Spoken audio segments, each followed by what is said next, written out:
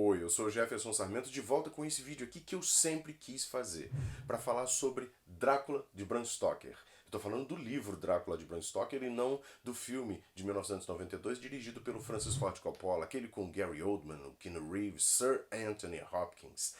Escrito na década de 1890 e publicado em 1897, portanto a gente está falando do final do século XIX.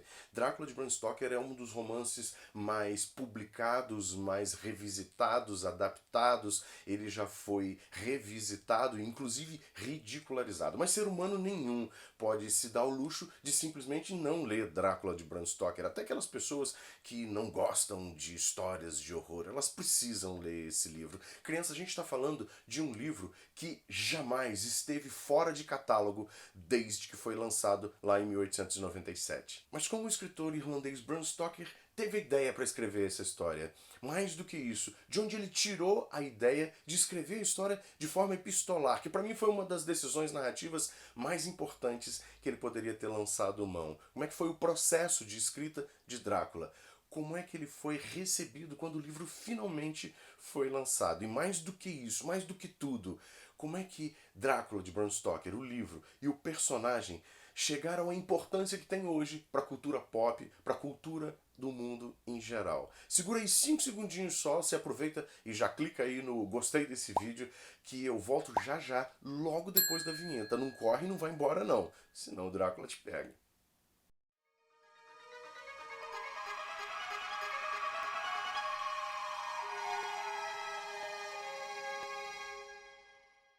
Você provavelmente nunca ouviu falar de uma escritora escocesa chamada Jane Emily Gerard, que por volta de 1869 se casou com um oficial do exército austro-húngaro e meteu o pé para viver com seu maridinho lá na Europa Oriental. A Jane Emily e a irmã dela, Doroteia, escreveram vários romances e novelas, ensaios ao longo da vida, alguns até em colaboração. Mas foi com uma novela chamada The Land Beyond the Forest que a primeira delas, a Jane Emily, entrou para a nossa história aqui. Ela era fascinada pela cultura do leste europeu, pelas superstições, pelos mitos da Europa Oriental, e chegou a escrever um ensaio intitulado Transylvania Superstition, mas foi o seu A Terra Além da Floresta que trouxe à baila o tipo de personagem que alguns poucos anos depois seria utilizado pelo Bram Stoker no seu livro mais clássico de todos. E que tal esse trecho aqui do trabalho da Emily? Mais decididamente mal é o Nosferatu, ou o vampiro, no qual todo camponês romeno acredita tão firmemente quanto no céu ou no inferno. Existem dois tipos de vampiros, vivos e mortos. O vampiro vivo é geralmente filho ilegítimo de duas pessoas ilegítimas, mas mesmo um pedigree perfeito não garantirá a ninguém contra a intrusão de um vampiro em seu cofre de família, uma vez que cada pessoa morta por um Nosferatu torna-se igualmente um vampiro após a morte, e continuará a sugar o sangue de outras pessoas inocentes até que o espírito tenha sido exorcizado ao abrir-se o túmulo da pessoa suspeita e enfiar uma estaca no cadáver ou disparar um tiro de pistola contra o caixão. Caminhar ao redor da sepultura fumando em cada aniversário da morte também deve ser eficaz para confinar o vampiro. Em casos muito obstinados de vampirismo, recomenda-se cortar a cabeça e recolocá-la no caixão com a boca cheia de alho, ou extrair o coração e queimá-lo, espalhando suas cinzas sobre a sepultura. Tá bem, Jefferson Sarmento, mas o que a Jane Emily Gerard tem de fato a ver com o livro Drácula de Bram Stoker? É evidente, criança. As anotações e as pesquisas da escritora escocesa são consideradas hoje oficialmente fonte de pesquisa do próprio escritor Bram Stoker. A novela The Land Beyond the Forest é considerada oficialmente por várias instituições literárias da Inglaterra a principal fonte de pesquisa do escritor na hora de começar a desenvolver o seu próprio Nosferatu. Foi The Land Beyond the Forest que apresentou ao Bram Stoker pela primeira vez o conceito de Nosferatu, de vampiro. Recentemente, a Biblioteca de Londres afirmou ter identificado pelo menos 25 obras de referência que o Bram Stoker teria pesquisado pessoalmente. O Bram Stoker era membro da Biblioteca de Londres e ele deixou várias anotações e vários cadernos, anotações em rodapés de livros, e essas anotações foram reunidas pela Biblioteca de Londres, apresentando todas as evidências de que ele conhecia sim e usou a novela The Land Beyond the Forest como referência para sua própria história. Bom, mas como é que a Biblioteca de Londres chegou a essa conclusão tão exata, esse número tão certo, de 25 obras que o Bram Stoker teria utilizado como referência nas suas pesquisas enquanto escrevia o seu livro Drácula? Acontece que o Bram Stoker deixou mais de 100 páginas manuscritas com ideias, com referências, com as suas pesquisas, com trechos da história que acabaram não vendo a versão final. Entre o seu legado estavam também alguns livros, e um desses livros era justamente o exemplar particular do Bram Stoker de The Land Beyond the Forest, da Jane Emily. E o filho do Bram Stoker, em 1935, bem depois da morte do pai, deu de presente e entregou para a Biblioteca de Londres o exemplar de The Land Beyond the Forest, que era do pai. Um cidadão chamado Philip Spedding fez uma verdadeira varredura nesse livro e encontrou uma lista de várias referências, dessas 25 referências, e começou um trabalho de detetive particular mesmo, para poder vistoriar cada um desses livros que foram anotados, cada um desses livros que foram referenciados pelo Bram Stoker nas suas anotações e nas anotações de rodapé que ele encontrou no exemplar de The Land Beyond the Forest. O Spedding chegou a declarar que ele sentiu os pelos dos braços arrepiados quando ele pegou alguns livros e reconheceu, e a caligrafia do Bram Stoker foi confirmada no rodapé, em alguns grifos que ele fez nesses 25 livros. Imagina você pegando um livro que você sabe que esteve nas mãos e que algumas das anotações ali a lápis, elas foram feitas pelo escritor Bram Stoker, o autor de um dos livros mais importantes da cultura mundial, de um dos autores mais importantes do mundo. É verdadeiramente de sentir um arrepio no coração. Você já deve estar cansado de ouvir falar que o Bram Stoker optou por escrever Drácula com uma narrativa epistolar. Mas que diabo quer dizer isso? Significa que Drácula foi contado pelo Bram Stoker através de cartas, anotações, diários dos personagens que participam dos eventos contados na história. O que significa também que a gente sente todo o horror desses personagens, o horror que eles sentiram como vítimas, ou até algozes mais para o final do livro, do vampiro romeno. A gente sente toda a dor de cada um deles. E por conta disso, exatamente, Drácula não tem um protagonista específico, ou um grande protagonista que você vai enxergar nele o grande herói da história. Alguns analistas, alguns estudiosos, algumas adaptações para cinema, teatro, televisão, acabam forçando a barra para o Jonathan Harker ser esse protagonista, o grande herói da história. Às vezes o professor Van Helsing é o protagonista nessas adaptações. Mas o fato é que, justamente pela história ser contada através de cartas de vários personagens, esse protagonismo acaba diluído. Uma coisa é certa: Drácula é o grande antagonista da sua própria história. É o grande antagonista principalmente para o inglês médio do final da Era Vitoriana. Eu já explico isso pra você. A gente está falando de um personagem soturno, misterioso porque não existe nenhum ponto da história em que a narrativa é focada sob o seu ponto de vista, nem em terceira pessoa. A gente está falando de um personagem poderoso, demoníaco, mas principalmente estrangeiro. A gente já conversou lá no vídeo sobre a Guerra dos Mundos do H.G. Wells, que no final do século XIX, começo do século XX, a Inglaterra vivia essa crise de xenofobia, de medo, de aversão de verdade daquilo que era estrangeiro. Provavelmente uma aversão, um medo nutrido pelas antigas invasões dos bárbaros nórdicos, pela desconfiança de tudo que vem de fora. E o que mais poderia representar esse medo, essa aversão, do que um nobre bárbaro, um nobre que vem de terras que os ingleses, na verdade, não conhecem de verdade, falando uma língua ininteligível. Um dos biógrafos do Bram Stoker, um sujeito chamado Harry Ludlam, sugeriu há um tempo atrás que teria sido um professor da Universidade de Budapeste, um sujeito chamado Armen Vámberi, o responsável por apresentar ao Bram Stoker o personagem histórico Vlad Tepes, o Vlad III, o Vlad Dracula.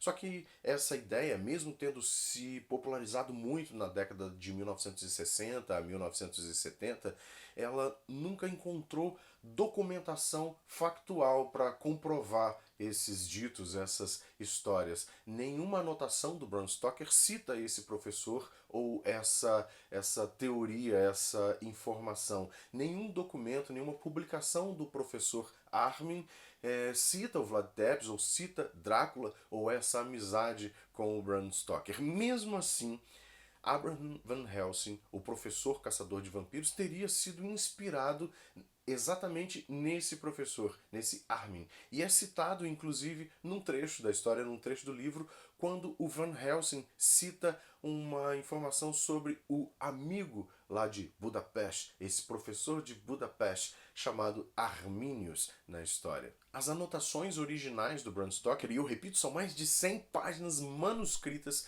só foram redescobertas, só foram tornadas públicas em 1962 e apresentam esse rascunho de ideias e de história, de personagens diferentes daquilo que a gente viu publicado originalmente em 1897, daquilo que nós conhecemos como Drácula de Bram Stoker.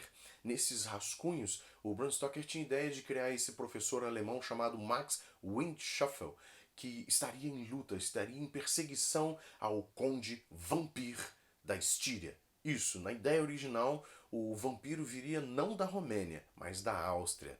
Nesses rascunhos, talvez o Bram Stoker estivesse pensando em criar uma história de detetive, em que esse detetive chamado Kopfer se junta a um investigador paranormal chamado Singleton para poder descobrir o que estava realmente acontecendo em Londres. Não dá para dizer que teria sido uma ideia ruim, que a história não seria boa, afinal é uma história que nunca foi escrita, mas certamente seria um livro, um romance, uma novela completamente diferente do que hoje nós conhecemos como o cânone principal do vampirismo na cultura pop, dos vampiros na cultura pop. Drácula de Bram Stoker definitivamente não foi a primeira história escrita sobre vampiros, mas foi aquela que calçou, que foi a base de tudo que nós conhecemos de vampiros, de Drácula, de criaturas e Nosferatus, criaturas noturnas hoje na nossa cultura pop. Muito antes do Bram Stoker escrever a sua história, o vampirismo já mexia com o imaginário popular europeu e usava figuras históricas para poder se perpetuar, para causar medo na população em determinadas regiões. Elizabeth Bathory foi essa condessa que viveu ali pelo final do século XVII, começo do século XVI, e que era chamada de a Condessa Sangrenta, extremamente cruel, que teria sido responsável pela morte de nada menos do que, escuta, 650 camponesas. Ela teria sido a primeira grande serial killer mulher da história. Foi uma menina de 15 anos, de uma família nobre, que se casou com esse nobre chamado Ferenc Nadasdy, que vivia em combate, vivia comandando as suas tropas em guerras contra vários inimigos das suas terras. Essa mulher ficava muito tempo em casa sozinha e passou a comandar as suas terras, as terras do seu marido, com mão de ferro e com sede de sangue, de crueldade de verdade. Quando o Ferenc morreu, ela então extravasou de verdade. Ela realmente começou a atrair meninas de 10, 12, 14 anos para poder torturar e matar. Teria sido seu marido o verdadeiro responsável por colocar a Elizabeth nesse mundo de crueldade, a ensinar para ela as torturas nos calabouços do seu castelo. Mas quando ele morreu, ela se tornou a verdadeira Condessa Sangrenta. Pensa aqui comigo, o Vlad Drácula era acusado de empalar os seus inimigos de batalha, que logo depois que ele vencia essas lutas, essas batalhas, ele fincava os seus inimigos nessas estacas ao longo das estradas, nos campos de batalha, para que os inimigos, os aliados dos inimigos, enxergassem nele esse comandante poderoso, imbatível, que seu exército jamais seria vencido. Mas a Elizabeth Bathory fazia isso por prazer, com pessoas inocentes, com pessoas das suas próprias terras. Ela atraía as meninas, as camponesas, para trabalhar no castelo, mas apresentava para essas pessoas, para essas camponesas, um mundo de sadismo, de violência, de tortura, queimadura, mutilações, de banhos gelados no inverno rigorosíssimo dos Cárpatos. E depois que essas meninas eram mortas, ela se banhava no sangue dessas vítimas, para rejuvenescer. Elizabeth Bathory foi condenada depois de anos sendo acusada, mas sem que a corte tomasse uma providência de verdade. Isso aconteceu depois que um nobre, um luterano chamado George Thurzó, que era um paladino da Hungria, uma espécie de representante direto do rei, fez uma visita ao castelo e descobriu uma câmara de tortura com centenas de esqueletos. Como ela era de origem nobre, não houve uma audiência formal e ela não pôde ser condenada à morte, então ela foi condenada à prisão perpétua.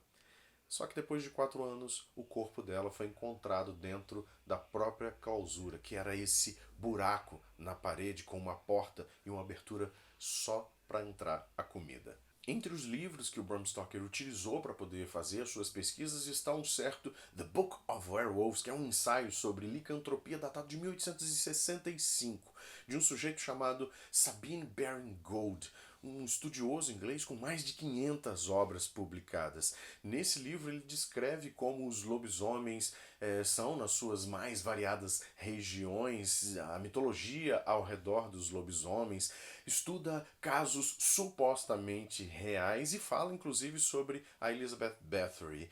Só que não existe nenhuma anotação específica do Bram Stoker sobre a Elizabeth Bathory. Só essa menção de que ele utilizou um livro em que ela é mencionada realmente. Outra fonte de inspiração sempre muito comentada seria a novela Carmilla, do Sheridan Le Fanu, que foi publicada em 1872, portanto 26 anos antes de Drácula ser publicado. O Sheridan Le Fanu era esse irlandês coproprietário do jornal Dublin Evening Mail, onde o Bram Stoker inclusive trabalhou na década de 1870. Você consegue encontrar ecos de Carmilla, a vampira de Carsten, na história de Drácula, dentro do livro, principalmente naquela passagem em que o Jonathan Harker está preso no castelo de Drácula, no começo da história, e ele é atacado, seduzido pelas 3 vampiras infernais. A obra do Sheridan Le Fanu, a Carmilla, a vampira de Carsten, é carregada de sensualidade, de erotismo, de lesbianismo, inclusive. Esses mesmos ecos a gente encontra no conto O Hóspede de Drácula, o Convidado de Drácula, que é um conto que, na verdade, seria parte da primeira sequência da história do livro Drácula, mas que foi retirado, não foi publicado junto, e foi publicado posteriormente como conto. Na verdade, existe uma quantidade, variedade e qualidade de histórias anteriores à publicação de Drácula de Bram Stoker que poderiam ter servido como fonte de inspiração para o escritor na hora de compor seu personagem, que provavelmente a gente poderia fazer mais uns 10 vídeos desse daqui. Até naquela famosíssima noite em que Lord Byron reuniu seus amigos, poetas e escritores para criarem histórias numa noite às margens do Lago Leman, na Suíça. Nessa mesma noite em que Mary Shelley criou ou rascunhou pela primeira vez o seu Frankenstein, ou o Prometeu moderno.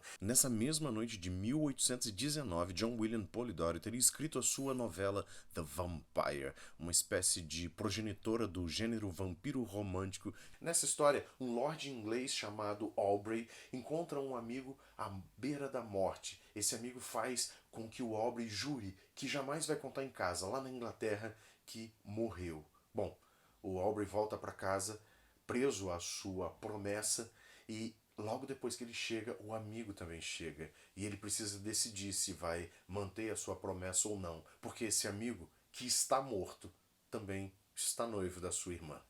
A história de Drácula começa com o personagem Jonathan Harker fazendo uma viagem a negócios ao castelo de Drácula na Transilvânia. O conde está interessado em comprar terras na Inglaterra, saber como vivem os ingleses, a cultura, e o Jonathan Harker percebe logo de cara, logo no início da sua hospedagem no castelo de Drácula, que aquele lugar é um lugar maldito, é um lugar satânico, soturno, e que ele corre perigo. Eventualmente ele vai conseguir fugir do castelo de Drácula depois de ficar preso ali pelo próprio conde, mas não antes de o vampiro partir para Whitby, uma cidade de North Yorkshire, no leste da Ilha Britânica.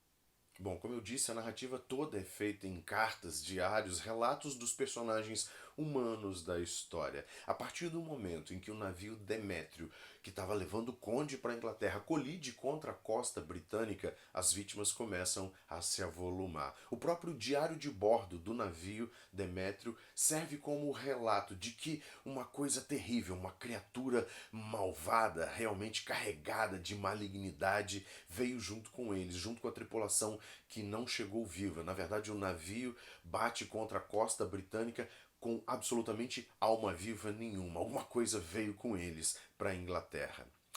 Nesse momento a gente conhece Lucy Westenra, a belíssima Lucy Westenra. Ela está sofrendo de um mal, de uma doença que ninguém consegue identificar do que se trata. Ela é amiga íntima da Mina Murray, a futura Mina Harker. Mina Murray, que é noiva do desaparecido então, ali no começo da história, Jonathan Harker.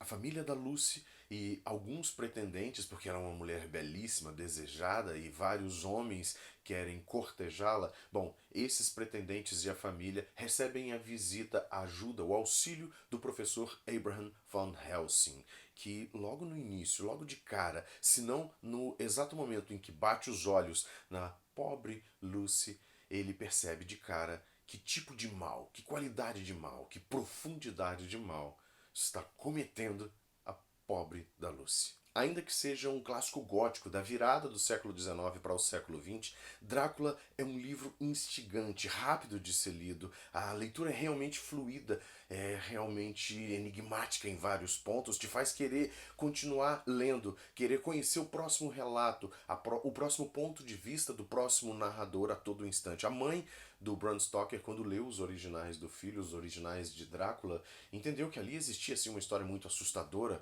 de horror de verdade, mas que o filho, em breve, seria um escritor milionário. Coisa que nunca aconteceu. O Bram Stoker, na verdade, era gerente de negócios do Irving's Lyceum Theatre, em Londres, cargo que ele ocupou por mais de 2 dezenas de anos. Ele era amigo pessoal do Henry Irving, um prestigiadíssimo ator, conhecidíssimo ator, provavelmente o ator mais famoso da sua época, que o Bram Stoker conheceu quando ainda trabalhava no jornal de Dublin. E o Bram Stoker escreveu uma crítica muito boa de uma peça de Hamlet que o Irving estava encenando e acabaram os dois ficando muito amigos.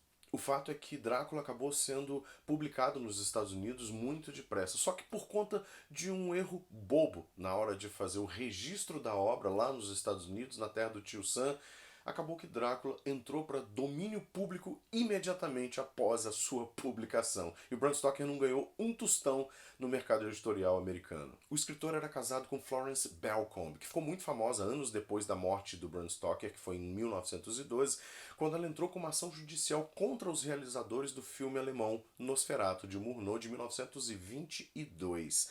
A família era detentora do espólio do Bram Stoker e dos direitos de Drácula em toda a Europa. Era domínio público lá nos Estados Unidos. E os realizadores queriam pegar carona nesse domínio público sem ter essa possibilidade. O filme, apesar de ter algumas alterações sutis de roteiro dentro da história, era sim baseado no livro do Bram Stoker. Nosferatu de Murnau é considerado hoje o filme legal mais conhecido, mais assistido, mais famoso de todos os tempos. E ajudou sim a levar a obra do Bram Stoker, ao Drácula do Bram Stoker, para os 4 cantos do mundo. A levar ele para o cinema e teatro, depois para a televisão, para tudo quanto é tipo de mídia e plataforma que você pode imaginar hoje. Mas dinheiro mesmo, rico, o Bram Stoker não era. Tinha suas relações com a alta sociedade inglesa, muito por conta da amizade com Henry Irving. Era amigo pessoal de Sir Arthur Conan Doyle, o escritor autor do Sherlock Holmes, com quem ele era aparentado um pouco distante. Era muito amigo do Oscar Wilde, que na juventude tinha sido pretendente da esposa do Bram Stoker. Ele chegou a conhecer a Casa Branca a convite de 2 presidentes americanos, muito também, de novo, pela amizade com Henry Irving. Mas dinheiro, criança, ele não viu nessa vida. Seja como for, Drácula de Bram Stoker é aquele tipo de obra que orgulharia o seu autor se ele pudesse ressuscitar, voltar dos mortos mais de 100 anos depois da sua morte, para poder entender a capilaridade, a perenidade, a capacidade de atravessar as décadas de Drácula como sendo uma obra, como sendo um clássico incontestável.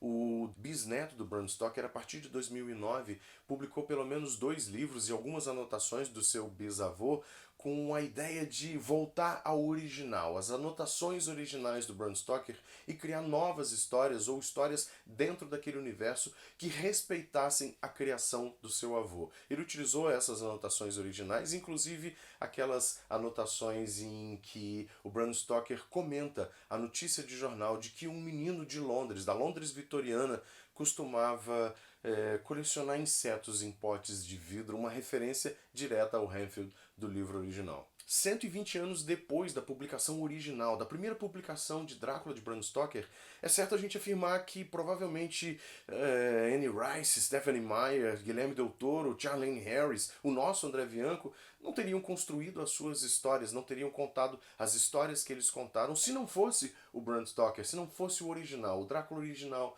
de Bram Stoker. Isso pro bem ou pro mal, se você gosta ou não das histórias desses outros autores, é contigo e comigo eu tenho lá os meus gostos. No cinema a gente não teria tido tantas adaptações, as adaptações mais antigas da velha Hammer com Christopher Lee, ou as mais rebuscadas, ou talvez nem tanto, da Universal, incluindo o clássico Drácula de Bram Stoker de 92, que eu citei lá no início, do Francis Ford Coppola.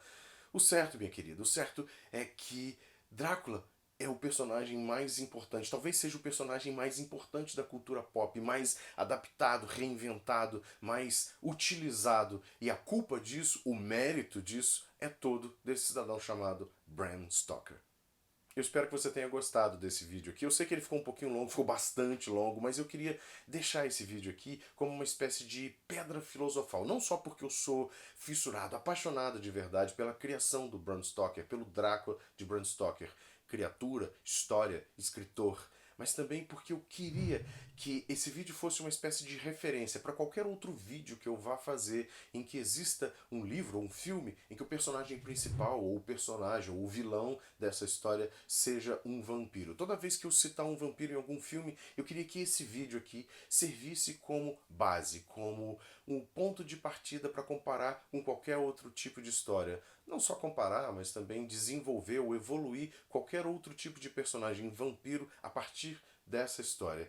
E agora eu queria só que você deixasse aqui embaixo o seu joinha, porque gente que não gosta de Drácula, não dá joinha em vídeo de Drácula ou nos meus vídeos, podem, sei lá, receber a visita lá pela meia-noite de um sanguessuga maldito. E se você ainda não se inscreveu no canal, acho bom se inscrever depressinha, viu, criança? E, bom, a gente se vê no próximo vídeo.